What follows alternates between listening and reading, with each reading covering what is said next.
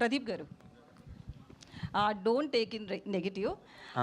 మీరు హీరో మెటీరియల్లా ఉండరు, but me success చూసిన ఫ్యాన్ ఫాలోయింగ్ చూసినా కూడా ఒక 2 మూవీస్కి అట్లా ఫ్యాన్ ఫాలోయింగ్ అనేది చాలా రేర్ కేసెస్లో జరుగుతుంది. సో దాని వెనక్కి ఉన్నది హార్డ్ వర్కా, లక్క?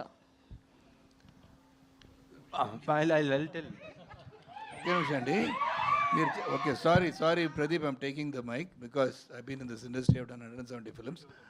You cannot say A to Z who's a hero material అండి. Everybody over is a hero material.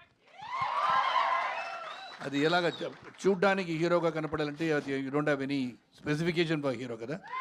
A person doing any act which is going to be benefiting the society is a hero.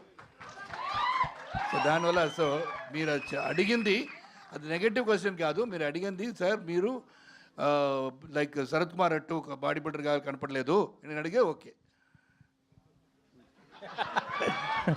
So Kiran గారు, మీరు కూడా చాలా కష్టపడి ఇండస్ట్రీలో చాలా ఆటుపోట్లు ఎదుర్కొని ఈ స్థాయికి వచ్చారు.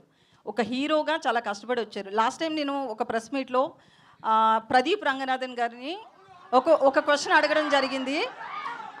హీరోగా ఆయన చాలా కష్టపడి వచ్చాడని, ఆ కష్టాన్ని చెప్పాలి అనుకున్నాను కానీ ఆయన్ని డీగ్రేడ్ చేయాలి అనుకోలేదు. ఇప్పుడు మీరు కూడా సేమ్ అట్లనే ఎలాంటి బ్యాక్గ్రౌండ్ లేకుండా ఒక ఇండస్ట్రీలో ఒక సక్సెస్ఫుల్ హీరోగా రన్ అవ్వాలి అంటే అది ఆషామాషి కాదు. మీరు చాలా ఫేస్ చేసి వచ్చారు.